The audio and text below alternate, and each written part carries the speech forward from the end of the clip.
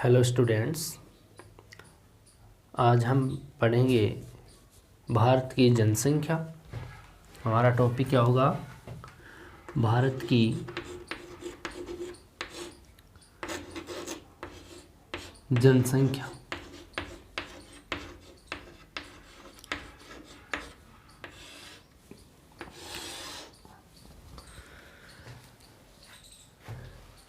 किसी भी प्रदेश की जनसंख्या का आंकलन करके, किसी भी देश या प्रदेश हो उसकी जो जनसंख्या है उसका आंकलन करके उसकी सामाजिक आर्थिक जितने भी कार्यक्रम हैं उनको सुनिश्चित किया जाता है। कोई भी प्रदेश हो उस प्रदेश की राजनीतिक आर्थिक जितने भी कार्यक्रम हैं वो उस जनसंख्या पे डिपेंड करता है। ठीक है, यहाँ पे हम कह सकते हैं कि भारत की जो प्राचीनतम जनगणना है, या कोई हम जनगणना की बात करें तो जो प्राचीन जनगणना को हम प्राप्त जो अपने भारत में साक्ष्य हैं वो प्राप्त साक्ष्य वर्तमान का जो इजराइल देश है, जॉर्डन इजराइल जो देश है, उस क्षेत्र में 1500 साल पहले 1520 ईसा पूर्व 1500 ईसा पूर्व में मूसा एक विद्वान था, जियोग्राफर था, उनके द्वारा एक लिखित साहित्य था, उससे माने जाते हैं यहाँ भारत की जो जनगणना है उसके साक्ष्य कि वहाँ से उनको आधार मिला। यहाँ साहित्य में हमें देखने को मिलता है कि जो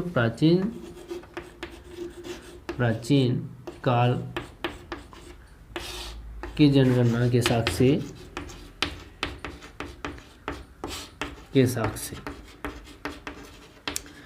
1500 BC में मूसा के साहित्य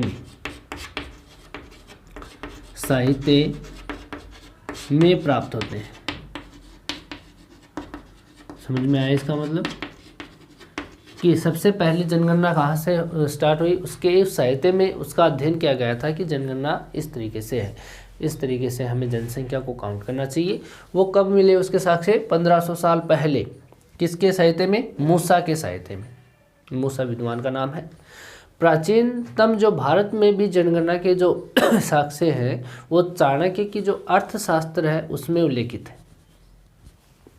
हम क्या कहते हैं, ये तो विश्व के संदर्भ में थी, इजराइल तो ठीक, लेकिन जो प्राचीनतम भारत है उस भारत में भी जनगणना जो हुई थी वो साहित्य उसके साक्ष्य कहाँ मिले? चाणक्य की जो बुक है, कौन सी बुक है? चाणक्य की अर्थशास्त्र। चाणक्य की अर्थशास्त्र में साक्ष्य प्राप्त हुए हैं भारत में। ठीक है, आधुनिक जो पद्धति है उस पद्धति में व्यवस्थित ढंग से सर्वप्रथम जनगणना जो मानी जाती है या वो मानी जाती है आधुनिक समय वाली 1749 में स्वीडन की जो जनगणना है, स्वीडन, उसको माना जाता है जो व्यवस्थित ढंग से यहाँ प्रस्तुत की गई जनगणना है। सबसे पहले जो जनगणना व्यवस्थित ढंग से प्रस्तुत की वो स्वीडन ने की। कब की? 1749 में की। ठीक है, इसको ध्यान में रखोगे आप। प्रथम जो दशकीय जनगणना है वो 1790 में अमेरिका में प्रारंभ की गई, 10 साल के लिए। तो इससे वो लिख सकते हो आप, प्रथम दशकीय जनगणना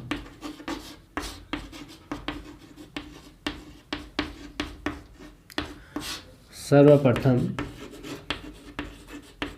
प्रारंभ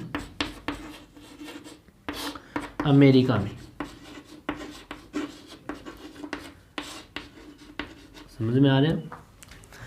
हमने 3 बातें की है। पहली, विश्व के संदर्भ में जनगणना के साक्ष्य हमें प्राप्त हुए हैं मूसा के साहित्य में 1500 साल पहले।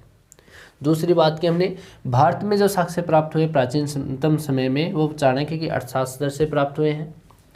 1749 में स्वीडन में व्यवस्थित क्रम में जनगणना की गई थी। सर्वप्रथम प्रारंभ जो दशकीय जनगणना प्रारंभ किया गया था सबसे पहले वो अमेरिका में किया गया था। और कब किया गया था? यहाँ पे प्रथम दशकीय जनगणना का प्रारंभ अमेरिका के अंदर वो किया गया था यहाँ पे 1790 में। कब किया गया था? 1790 में।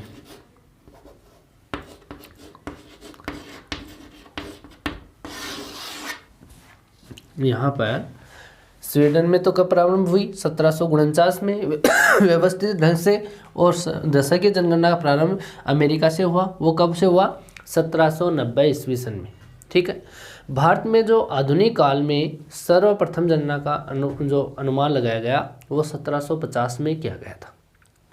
भारत में जो आधुनिक जनगणना है, आधुनिक काल में सर्वप्रथम जो जनगणना थी वो सबसे पहले जो अनुमान लगाया जनसंख्या का वो 1750 में लगाया गया था।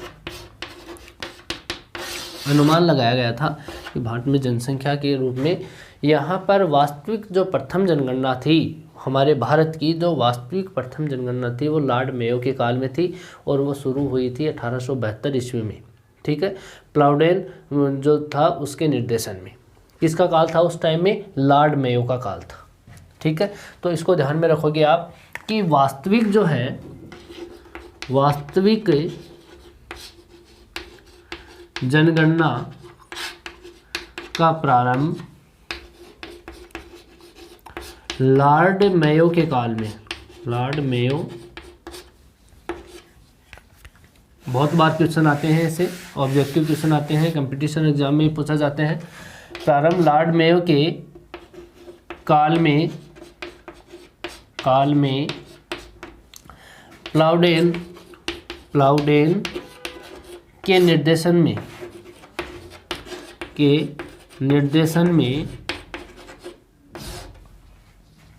1872 में किया गया। ठीक है। यहाँ पे क्या पढ़ रहे हैं? वास्तविक जनगणना का प्रारंभ लॉर्ड मेयो के काल में प्लाउडेन के निर्देशन में 1872 में किया गया। ठीक है। ये तो वास्तविक है। फिर हम नियमित रूप से बात करें, वो है हमारे यहाँ पे भारत में नियमित रूप से, जैसे 1881 में दशकीय जो आधार लिया जो अमेरिका में शुरू हुई थी, वैसे ही भारत में जो है, भारत में दशकीय जो जनगणना हुई, दशकीय जनगणना 1881 में हुई। 81 में शुरू हुई। किसके काल में? लॉर्ड रिपन के काल। ये क्वेश्चन दोनों इंपॉर्टेंट क्वेश्चन है, दोनों को आप नोट कर लेना। ठीक है। 1881 में दशकीय जनगणना का प्रारंभ किया गया लॉर्ड रिपन के समय से ही। इस आधार पर भारत में अब तक कितनी जनगणना हो चुकी है? इस आधार पे हमारे भारत में, इस आधार पे जो जनगणना हो चुकी है वो हो चुकी है यहाँ पे 15वीं जनगणना। 2011 में कौन सी जनगणना हुई? 15वीं। और स्वतंत्र भारत के बाद में जो दशकीय जनगणना हुई, स्वतंत्र भारत के बाद 7वीं जनगणना की गई। कब? 2011 में। 2011 की जो जनगणना थी भारत की वो 7वीं जनगणना थी स्वतंत्र भारत की। ठीक है। 1950 के बाद की। ठीक है। इसके बाद हम बात करते हैं यह जनसंख्या जो है 1948 के जो जनगणना थी, अधिनियम था, उसके तहत वैधानिक दर्जा प्राप्त कर चुकी है। कब प्राप्त की? 1948 के जो जनगणना अधिनियम बना था भारत में, कब बना था? 1948 में। उसको वैधानिक दर्जा प्राप्त हो गया। जनगणना अधिनियम, याद रखना इसको, अधिनियम 1948 में बना। इस समय भारत की जनगणना को वैधानिक कानूनी दर्जा मिल गया। वैधानिक का मतलब कानूनी, वैधानिक दर्जा प्राप्त हो गया। यहाँ पर इसको वैधानिक दर्जा प्राप्त हो गया। 1961 में जनगणना विभाग ने 1961 में जनगणना जो विभाग है, विभाग को गृह मंत्रालय को सौंप दिया। किसको सौंप दिया? गृह मंत्रालय को। जनगणना विभाग किसको सौंप दिया गया? गृह मंत्रालय को सौंप दिया गया। पहले इसके ऊपर जनगणना कार्य कौन करता था? जनगणना विभाग करता था। लेकिन अब जो कार्य कर रहा है वो गृह मंत्रालय जो है वो करता है इसमें निर्देशन का कार्य, यानी इसमें निगरानी रखने का कार्य। भारत की 2011 की जो जनगणना है उसका थीम या आधार वाक्य जो रहा था वो क्या था? हमारा जनसंख्या हमारा भविष्य। जो 2011 की जनगणना है उसका थीम वाक्य या आधार वाक्य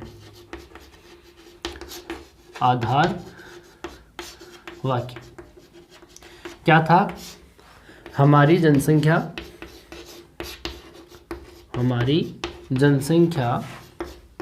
हमारा भविष्य, ये रखा गया। हमारी जनसंख्या हमारा भविष्य। इससे क्या सिद्ध होता है? इससे सिद्ध होने का ये सरकार इससे सिद्ध क्या करना चाहती है? इसके प्रयास थे कि हमारी जनसंख्या है उसका बड़ा विशाल आकार मानव संसाधन के रूप में प्रयुक्त किया जा सकता है। सॉरी, यहाँ पे हमारी जनसंख्या है हमारा भविष्य, इसका सिद्ध करने का यही मतलब है कि हमारी जनसंख्या है उसका जो विशाल आकार है वो मानव संसाधन के जो जितने भी रूप है उनमें प्रयुक्त किया जा सके।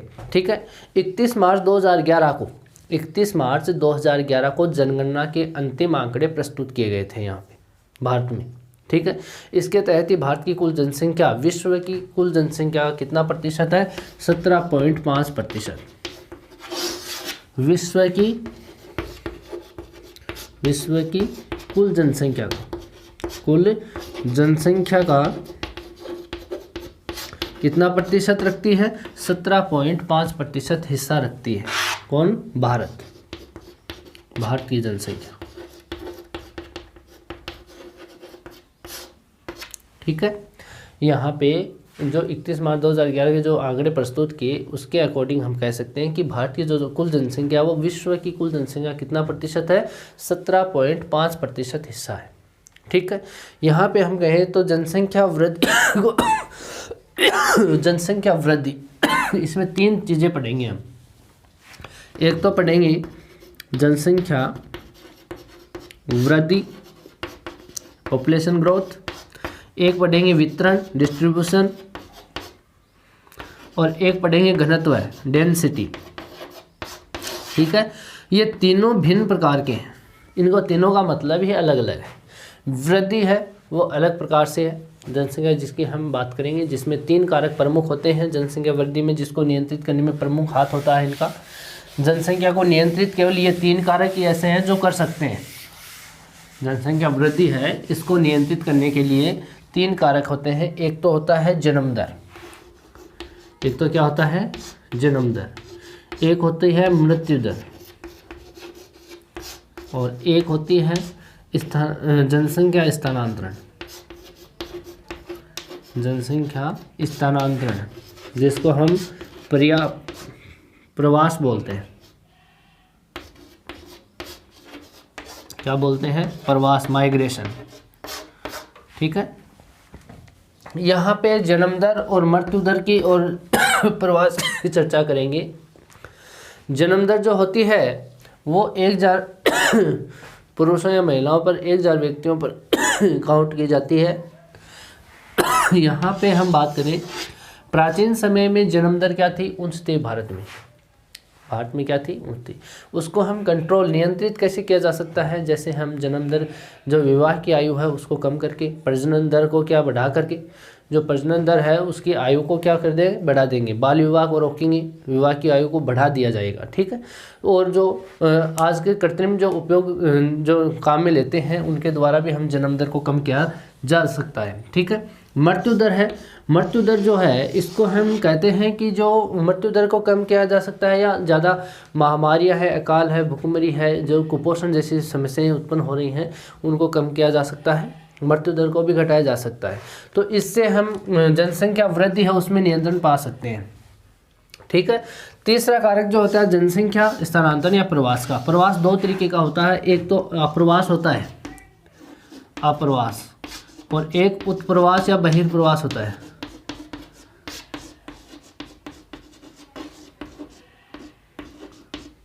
बहिर्प्रवास। ठीक है। इसको बोलते हैं इमिग्रेशन,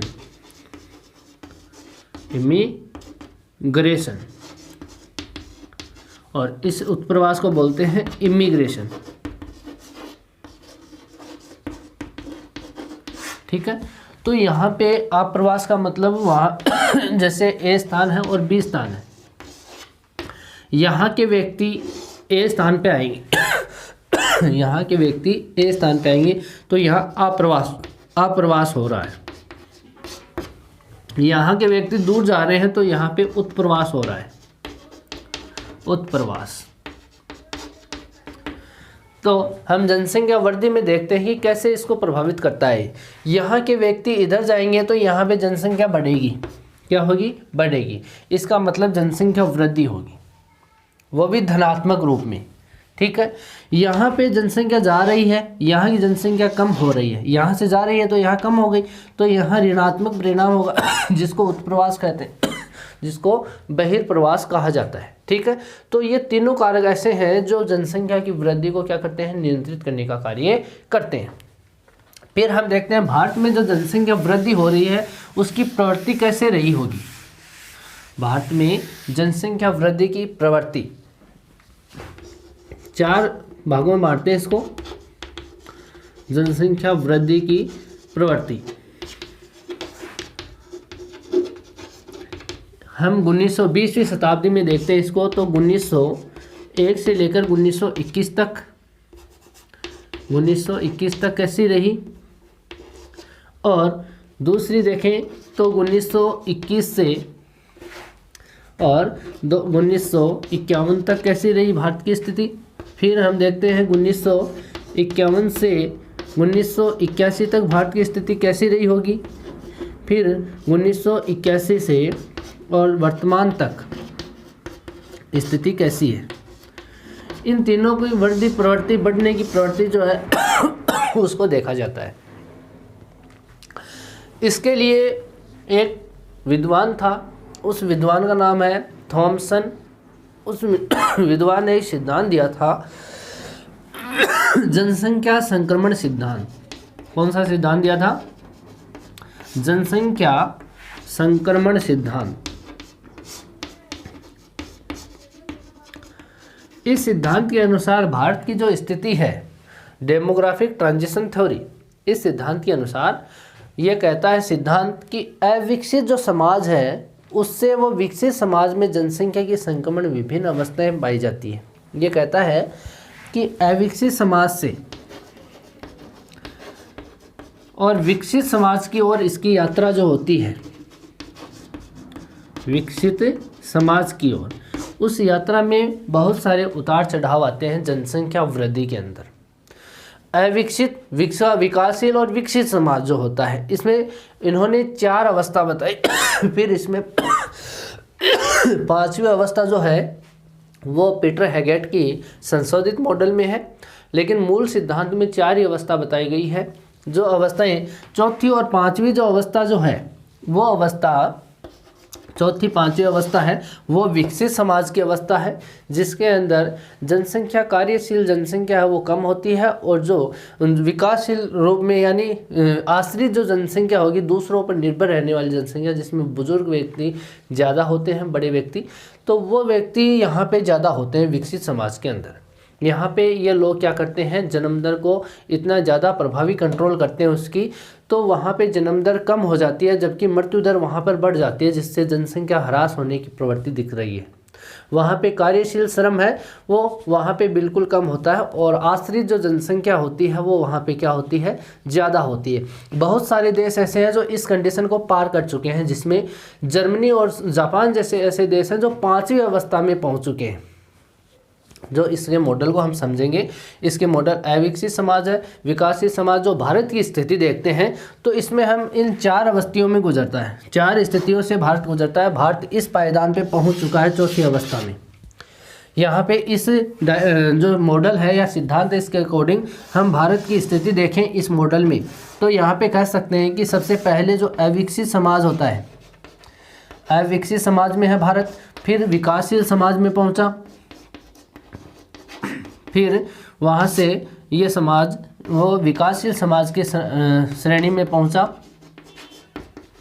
ठीक है, यहाँ पे ये जो भारत था 1921 से सॉरी 1 से 1921 तक का भारत, ये वाला, इस भारत में यहाँ पे भूखमरी थी, कुपोषण था, स्वास्थ्य सेवाओं में कमी थी, अशिक्षा थी, जिसके कारण यहाँ की जनसंख्या है वहाँ इस जनसंख्या के अंदर जन्म दर है वो ऊंची बनी रही। ये जन्म दर है, ये क्या है, जन्म दर। यहाँ इस टाइम में व्यक्तियों के इस अशिक्षित होने के कारण, यहाँ पे कुपोषण जैसी महामारियाँ होने के कारण, भूखमरी होने के कारण यहाँ पे लोग बाग यहाँ जन्म दर को उच्च रखा करते थे। यहाँ पे स्वास्थ्य सेवाओं में कमी होने के कारण वहाँ की जो जनसंख्या है वहाँ मरने की प्रवृत्ति ज़्यादा रहती थी, तो यहाँ पे मृत्यु दर भी उच्च स्तर में पाया जाता था। यानी जितने जन्मते थे उतने ही यहाँ पे मर जाते थे। ये कंडीशन यहाँ 1901 से 1921 तक की भारत की थी, जब भारत अविकसित समाज की श्रेणी में था। यहाँ पर जनसंख्या वृद्धि होने का मतलब ही नहीं था, यहाँ पे जनसंख्या वृद्धि निम्न स्तर पर थी और वो भी स्थिर थी। यहाँ पे स्थिर रूप में थी, ना तो बढ़ रही थी ना घट रही थी, और वो भी निम्न स्तर पर थी, जनसंख्या कम थी यहाँ पे, ठीक है। और उसके बाद में दूसरी जो स्टेज आई, भारत की दूसरी स्टेज जो विकासशील देश समाज की श्रेणी में पहुंचना स्टार्ट हुआ, कब हुआ, जब इसके अंदर स्वास्थ्य सेवाओं में सुधार होना स्टार्ट हुआ, शिक्षा का प्रचलन हुआ, भूखमरी जैसी समस्या, कुपोषण जैसी समस्याओं का नाश हुआ, जो दुष्परिणाम बढ़ रहे हैं उनकी कमी हुई। जिसके बाद में यहाँ पे देखें तो इस विकासशील के 2 स्तर माने गए हैं यहाँ पे, जिसमें पहले स्तर में यहाँ पे जन्म दर तो ऊंची बनी रही, क्योंकि यहाँ अभी उनका दृढ़ विश्वास में कमी थी, क्योंकि अभी भी उनको पता था कि यहाँ पे बच्चे बीमारी के कारण मर सकते हैं, जिसके कारण उसकी जन्म दर है वो तो बनी रही, लेकिन स्वास्थ्य सेवाएं प्रभावी होने के कारण वहाँ पर मृत्यु दर में क्या आ गई, कमी आ गई, और मृत्यु दर में कमी आने के कारण ये जो रेखा है वो नीचे आ जाती है, ठीक है। और जनसंख्या, इसमें दोनों में अंतराल हो गया तो जनसंख्या बढ़ने की प्रवृत्ति यहाँ पे देखने को मिल सकती है, जो मंद गति से है, ठीक है। और तीसरी अवस्था है, इसके अंदर इतनी ज़्यादा स्वास्थ्य सेवाओं में सुधार हुआ ताकि यहाँ पे जो ये जो क्षेत्र है इसमें जन्म दर भी नीचे आने स्टार्ट हो गई, लोगों में विश्वास बढ़ने स्टार्ट हो गया कि अब बच्चे नहीं मरेंगे, स्वास्थ्य सेवाएं बढ़ गई हैं और शिक्षा भी बढ़ गई है, जिसके कारण यहाँ पर इस दशा में और ये जन्म दर भी नीचे आ रही है और मृत्यु दर बिल्कुल नीचे डाउन आ जाती है। तो यहाँ पे इसमें सर्वाधिक अंतराल हो जाता है, और सर्वाधिक अंतराल का मतलब सबसे ज़्यादा जनसंख्या वृद्धि, यहाँ जनसंख्या का विस्फोट हो जाता है। यहाँ पे जनसंख्या विस्फोट की कंडीशन बनती है 1981 वाली, ठीक है। तीसरी कंडीशन यहाँ पहुँचती है। दूसरी कंडीशन ये वाली थी जिसमें जन्म दर बनी हुई है जबकि मृत्यु दर यहाँ पे घट रही है। ये तीसरी अवस्था है। तीसरी अवस्था में क्या कर लेता है भारत, विकासशील श्रेणी को पार कर लेता है, जनसंख्या विस्फोट की दशा को क्या कर लेता है, पार कर लेता है। उसके बाद में यहाँ भारत में जन्म दर है वो क्या हो जाएगा, एकदम नीचा हो जाएगा, और मृत्यु दर भी क्या हो गई, कम हो गई। ये दोनों स्थिर हो जाते हैं, जन्म दर और मृत्यु दर स्थिर हो जाते हैं। वैसे ही उच्च स्तर पर यहाँ जनसंख्या भी क्या हो जाती है, स्थिर हो जाती है, ठीक है। जनसंख्या भी क्या हो जाएगी, स्थिर। यहाँ पे ये लाइन जो है ये तो क्या है जन्म दर की है, जन्म दर, और ये जो लाइन है ये मृत्यु दर है, मृत्यु दर को प्रदर्शित करती है। ये जनसंख्या वृद्धि है, जनसंख्या वृद्धि, ठीक है। यहाँ पर इसमें जनसंख्या स्थिरता की प्रवृत्ति देखने को मिल सकती है। ये कंडीशन भारत की है। तो इस स्तर में देखो जन्म दर ऊंचा है, मृत्यु दर भी ऊंचा है, जबकि जनसंख्या स्थिर है, जनसंख्या वृद्धि क्या है, स्थिर पाई जाती है। दूसरी कंडीशन में जन्म दर ऊंचा है, मृत्यु दर घट रही है, जनसंख्या वृद्धि की प्रवृत्ति देखने को मिल सकती है। लेकिन इस कंडीशन में यहाँ पे भारत में जो जनसंख्या हुई वो ऋणात्मक भी हुई है। क्या हुई है, ऋणात्मक, ऋणात्मक या जनांकीय विभाजक वर्ष बोला जाता है इसको, जनांकीय विभाजक वर्ष 1921 को, ठीक है। उसके बाद में जन्म दर भी घट रहे हैं और मृत्यु दर भी घट रही है, दोनों में सर्वाधिक अंतराल हुआ, जिसके कारण इसमें सबसे ज़्यादा जनसंख्या विस्फोट की कंडीशन बनी, जिसको धनात्मक वृद्धि दर बोलते हैं या जनसंख्या वृद्धि बोलते हैं। ये भी जनांकीय विभाजक वर्ष है 1981। उसके बाद में यहाँ चौथी अवस्था में प्राप्त होता है। यहाँ पर जनसंख्या तो बढ़ती है लेकिन इसकी जो वृद्धि दर है वो घट रही है, क्योंकि स्थिर जनसंख्या। यहाँ पे हम कह सकते हैं कि इसकी जो जनसंख्या वृद्धि है वो किस कंडीशन में घटती है। यहाँ पे देखें 1901 में जो जनसंख्या वृद्धि हुई थी वो वृद्धि यहाँ पे 0.27% थी, ठीक है।